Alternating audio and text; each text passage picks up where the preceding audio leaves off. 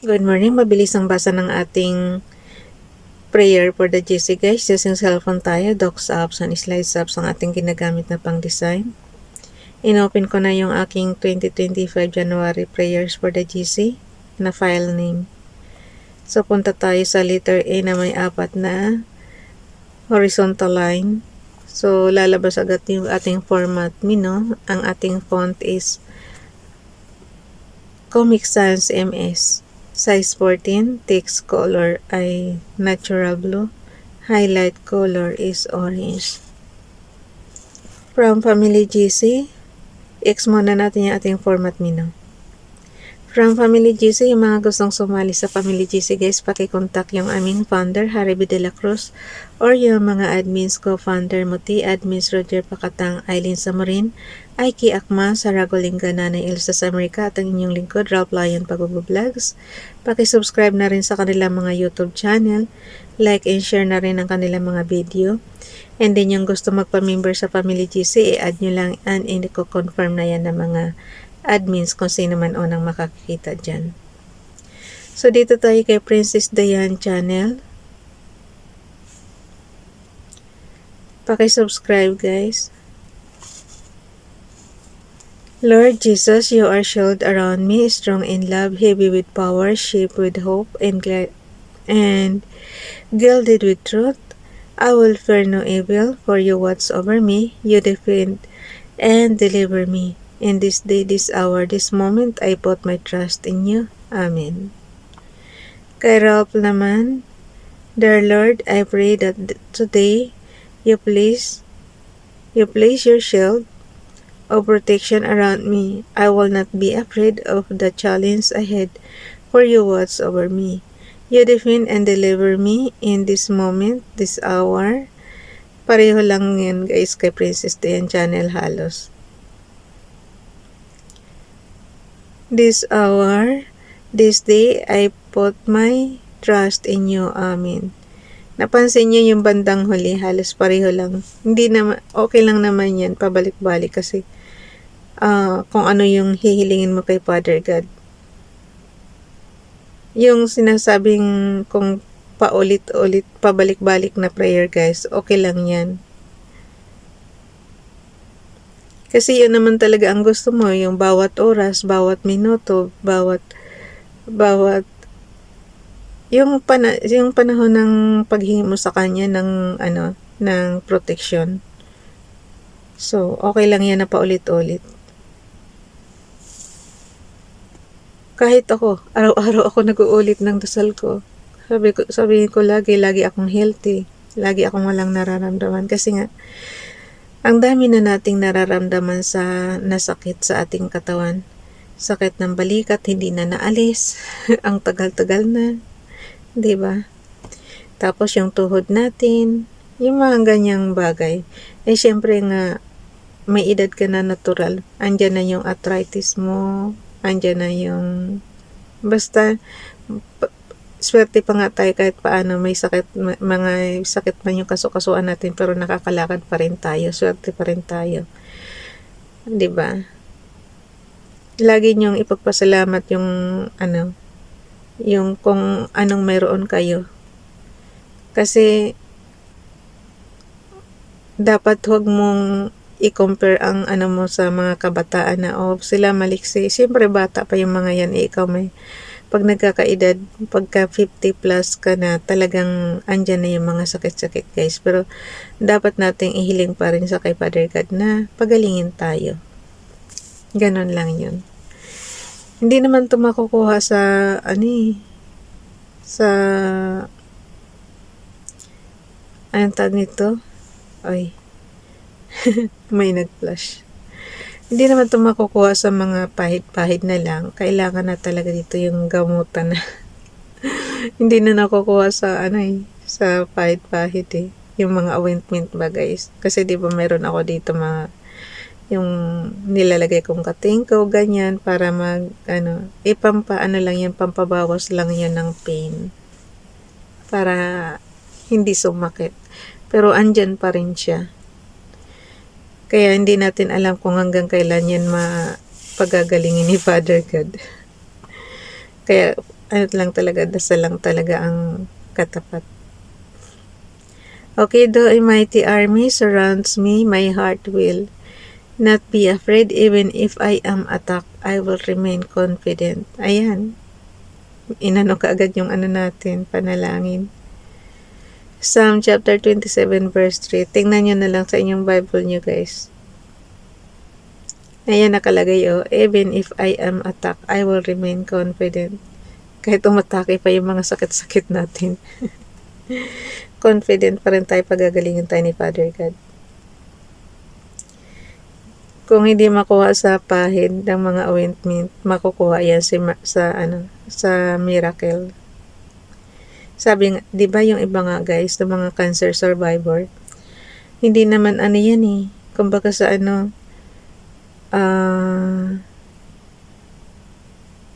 ang lakas ng mga panalangin yan sa itaas. Yung mga kasi matindi na yung mga sakit nila, 'di ba? Talagang kumbaga sa cancer na nga kung pero nakasurvive pa rin sila. So ibig sabihin may miracle pa rin. Ganyan lang yan ang buhay.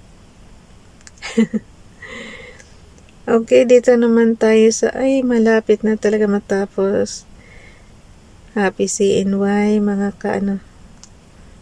ka Hong Kong, dito sa Hong Kong.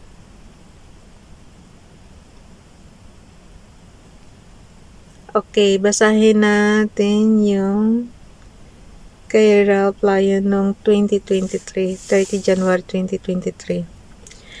Repost prayers na ito guys Binabalik lang natin. Judges chapter 5 verse 1 to 3. Then sang Deborah and Barak the son of Abinoam on that day, saying, Praise ye the Lord for the avenging of Israel, when the people willingly offered themselves. Hear, O ye kings, give ear, O ye princes. Even I will sing unto the Lord. I will sing praise to the Lord, God of Israel. Bible King James Bible niya kinuha. Nung araw guys, ang nila magpuri kay Father God. Talagang pa yan, doon mga mababasa na naalala niyo yung tumawid sila sa dagat na pula, sila Moises. Pag naalala ko yun, marami silang dala-dala, hindi, tapos napakarami pa nila. Hindi mo talaga paano sila, yung miracle na hindi sila naabutan ng samantalang napakarami nilang tumatawid. Tapos ang dami pa nilang dala-dala. Syempre may mga akay-akay pa sigurado silang mga, 'di ba lahat nilang mga alaga doon sa sa Egypt, naalala niyo yun? Yun. Miro mo karay-karay mo yun pag maglalakbay ka. May mga tamborin pang dala. Kasi nga habang 'di ba nagpupuri nga sila kay Father God. So may ganyan sila yung kasigla kung magpuri kay Father God.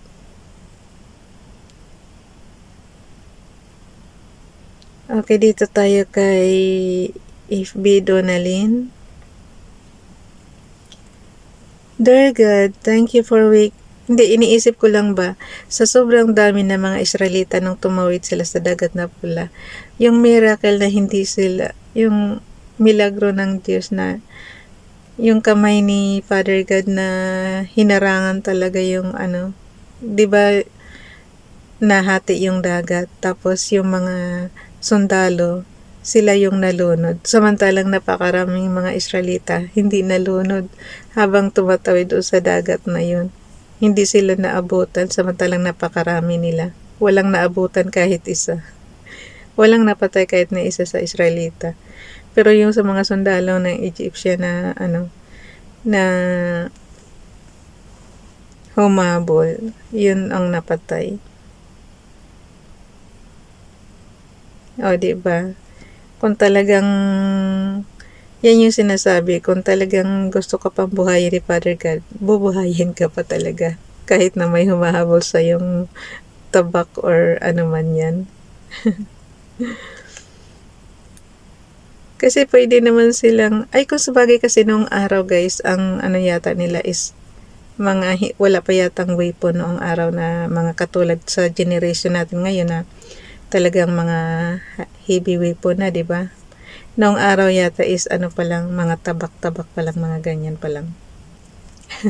So panahon kasi natin ngayon, kahit malayo ka, pwede kang barilin eh. Pero sila hindi sila na ano, di ba? So ibig sabihin, close encounter pa talaga ang labanan ng araw. Yung malapitan ba? Kaya hindi sila na ano. Pero kung ngayon kahit malayo ka, siguro kung ngayon nangyari yun, tapos habang tumatawid sila, pwede silang hagisan ng kung anong bomba, kung pagbabarat-ratin sila, pwede yung ganun, diba? Sa generation natin. Kasi nga, heavy weapon na tayo ngayon. Kaya nga minsan hindi ko talaga maano yung sa Bible. Na pwedeng hindi na mai-apply yung ibang nakasulat dun sa generation natin ngayon. Kaya kinukuha ko lang talaga yung yung magaganda lang talaga. Tsaka walang parusang kamatayan. Kasi nung araw ang lupit eh. Sa bansa natin wala tayong parusang kamatayan, pero sa panahon nila konting kasalanan mo lang talagang patay ka. So yun, hindi ko yun inaano na applicable sa generation natin. Kasi yung bansa natin walang death penalty. Okay, dito tayo kay FB Donalyn. Dear God, thank you for waking me up this morning to experience your everlasting love and never-ending mercy, and for my blessed day ahead. Good morning, Garden of Friends. Picnics niya kinuha. Today is a beautiful day simply because God made it. So yun. Lagay na natin yan sa ating storage apps. Kaya nga lagi kong sinasabi dito, kahit hingyan nyo ako ng maraming prayer kasi mayroon akong storage apps. Doon ko nilalagay lahat ng prayer natin. Mula nung 2021 up to present. Ayun. Ito January 2025. Ayan. Yan na yung gawa natin. Ipapasa na yan sa GC. Diba? Punta tayo sa ating Messenger.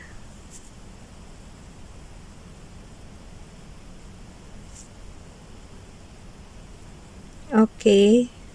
Ako na magpasa niyan guys. Kasi hindi lang naman sa Family GC natin yan pinapasa. Pati na rin sa ating pamilya sa Pilipinas.